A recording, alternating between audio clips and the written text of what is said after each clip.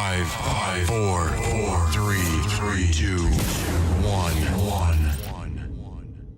Eh bien bonjour à tous et bienvenue dans un nouveau tutoriel où là nous allons voir toutes les astuces complémentaires qui vont vous permettre d'améliorer votre préparation des playlists Serato DJ. Alors nous allons voir tout de suite un premier module, à savoir comment récupérer une playlist supprimée par inadvertance, si vous n'avez pas fait exprès. Donc voilà, je vais vous expliquer comment récupérer votre playlist. Donc c'est un create, comme nous l'avons vu précédemment, qui a été supprimé et que vous voulez le récupérer. Voilà, on va voir ça tout de suite. Donc c'est très simple. Dans votre Serato, voilà, j'ai fait un create, une playlist pour le tutoriel. Admettons, voilà, je la supprime. Donc supprimer, je vous rappelle, c'est commande supprimer sur Mac, et c'est contrôle supprimer sur PC. Voilà, admettons, je la supprime. Bon, comme je vous l'ai expliqué dans les anciens tutoriels, une playlist supprimée était définitivement supprimée du Serato. Bon, ça ne veut pas dire que vos morceaux, bien sûr, étaient supprimés de votre ordinateur, mais il reste néanmoins une possibilité de récupérer cette playlist qui a été supprimée. Donc, il suffit juste d'aller dans la corbeille, puisqu'elle a été mise à la corbeille, vous voyez, elle est là. Donc cette playlist, voilà, je vais la copier.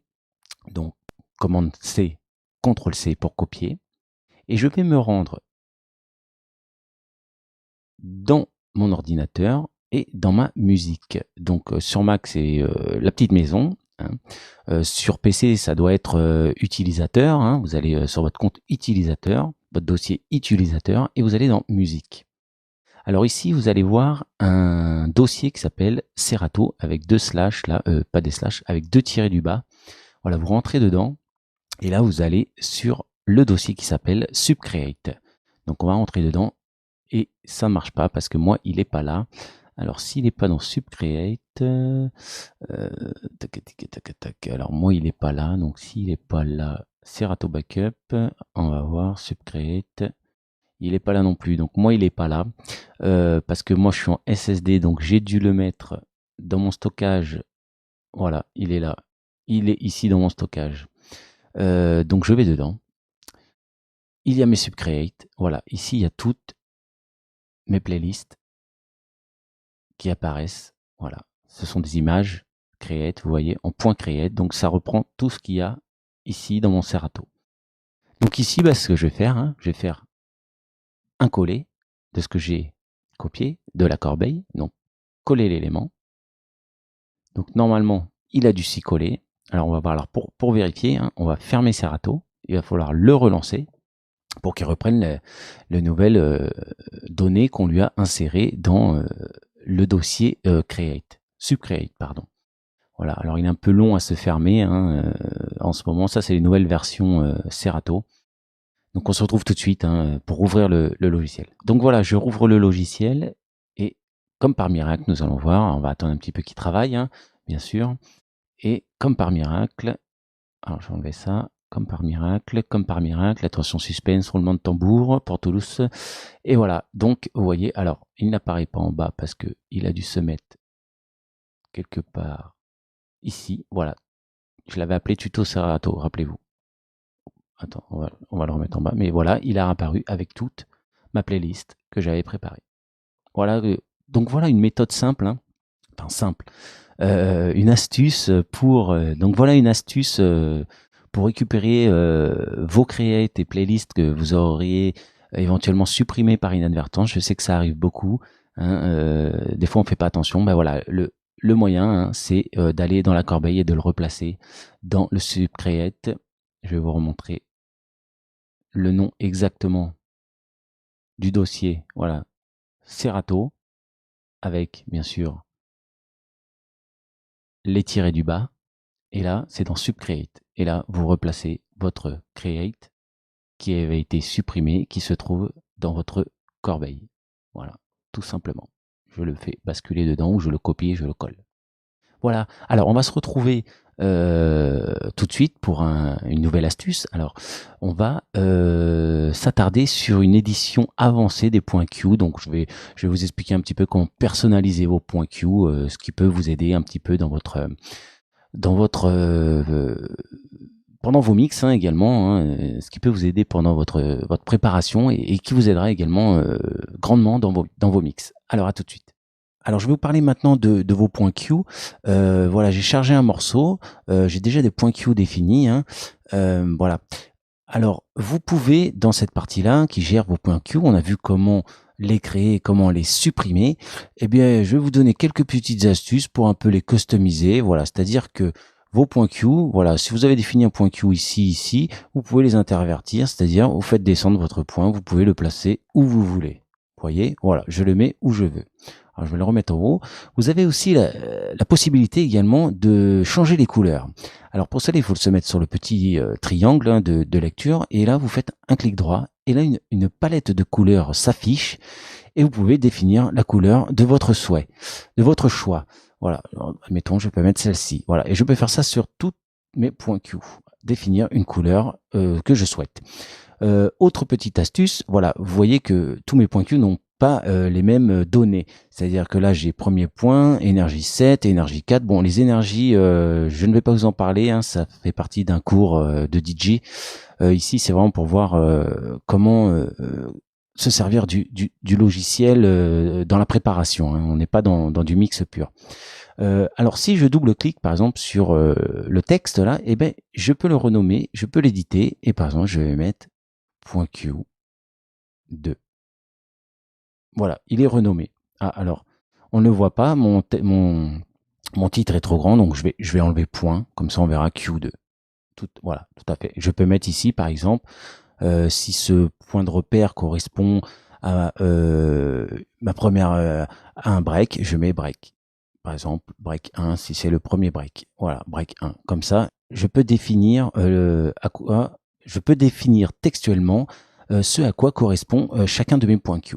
Voilà, c'était des petites astuces gratuites comme ça pour vous. Alors maintenant, je vais vous montrer comment éventuellement récupérer un historique, c'est-à-dire retrouver une playlist antérieure que vous avez déjà jouée. C'est-à-dire, vous avez peut-être déjà fait une soirée et cette soirée s'est très très bien passée, donc vous voulez récupérer la playlist que vous avez jouée. Donc pour cela, c'est très simple. Il suffit d'aller dans l'onglet historique et Serato retrace votre historique sur une année complète. Donc voilà, hop, vous voyez, vous avez tout ce que vous avez joué sur une année. Alors, il y a aussi les onglets, ce que vous avez joué les 7 derniers jours, donc la semaine précédente, ou ce que vous avez joué ce soir. Donc, quand il dit ce soir, ça voulait dire plutôt aujourd'hui. Donc voilà, si une playlist vous plaît, voilà, ben vous la prenez. Alors, par exemple, voilà, je vais dire, cette année, j'ai fait une super soirée le 23. Je la prends et je la glisse dans mes creates directement et il va me créer le dossier du 23/02/2017 avec tous les sons que j'ai joués dans. Alors je peux les mettre dans l'ordre bien sûr. Hop, voilà. Ce soir-là, j'ai joué tout ça dans cet ordre-là. Donc un moyen simple de récupérer une playlist que vous avez déjà jouée. Alors maintenant, nous allons voir comment vous allez pouvoir customiser un peu vos filtres, c'est-à-dire customiser à votre guise et votre souhait l'organisation de vos playlists. Donc je vais m'expliquer tout de suite parce que ça peut paraître flou. Vous vous souvenez dans les tutos précédents qu'on pouvait donc classer nos morceaux par ordre de numéros, par ordre alphabétique de chansons, ordre d'artistes, BPM, etc., de clés, de genre, etc., ou d'emplacement, et il y en a bien d'autres. Alors moi je vais aller dans cet onglet-là, puis je vais donc ajouter, je n'en ai pas besoin, je vais enlever ce que j'ai pas besoin. Donc je n'ai pas besoin aussi de l'emplacement. Je vais rajouter un petit onglet qui s'appelle commentaires. Voilà. Alors pourquoi commentaires? Alors je vais tout supprimer. Je vais tout supprimer, les commentaires, je vais les mettre vides. Donc c'est-à-dire, je double-clique, hop, j'enlève tout. Je veux qu'il fasse tout pour pareil. Donc ça, on l'a déjà vu dans un autre tutoriel. Et voilà, je vais customiser mon commentaire et je vais vous expliquer comment. Pour cela, je vais aller dans mon éditeur de texte, donc TextEdit tout simplement. Et je vais aller ouvrir mes émoticônes, donc les emojis et symboles. Donc, alors, pour ceux qui ne savent pas, le raccourci c'est Shift, Commande, Espace. Voilà, et vous avez tous les émoticônes qui s'affichent. Alors par exemple, on va en sélectionner quelques-uns. On va prendre celui-là. Alors, il faut toujours refaire la manip pour ouvrir l'utilitaire. Alors, je vais prendre celui-ci également. Voilà, on va juste en prendre 2. Bon, on va le faire avec les étoiles, mais vous pouvez prendre autant que vous voulez. Voilà, ma petite étoile, je vais la prendre, je vais la sélectionner et je vais la copier. Donc, CTRL-C ou Commande-C sur Mac et je vais aller la mettre dans mon commentaire. Alors, pour moi, ce morceau, je dis c'est un très bon morceau, eh ben, je vais coller mon étoile et je peux en coller autant que je veux. Allez, je vais en mettre 2, 4, 5. Je vais en mettre 5.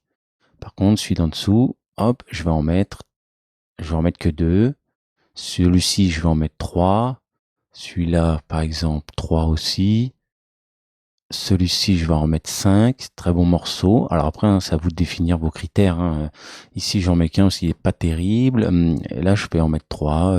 Et puis, je vais en mettre 2. Et là, ça va me permettre de les classer aussi. Quand je clique sur commentaire, il va me mettre les 1 avec les 1, les 2 avec les 2, les 3 avec les 3, les 5 avec les 5, etc. Ou dans l'autre sens. Là, il me met qu'il n'y a rien parce que j'ai pas tout complété. Mais voilà, ça vous permet de faire aussi un classement personnalisé avec des emojis assez sympas. Donc, vous pouvez choisir des étoiles. Vous pouvez en choisir vraiment une quantité suffisante pour vous personnaliser votre recherche dans vos playlists. Voilà, c'est amusant, donc je trouvais ça amusant, donc je partage avec vous. Voilà, vous pouvez mettre des pouces si le morceau est bien, des bombes également si le morceau c'est vraiment une bombe. Voilà, bon, à vous de définir l'émoticône qui correspondrait à vos critères d'organisation. Allez, c'est ainsi que s'achève ce tutoriel et j'espère qu'il vous a été agréable et vous aura appris beaucoup de choses. N'hésitez pas à laisser des commentaires et puis je vous dis à très vite pour un nouveau tutoriel. Merci à vous. 5, 4, 3, 2,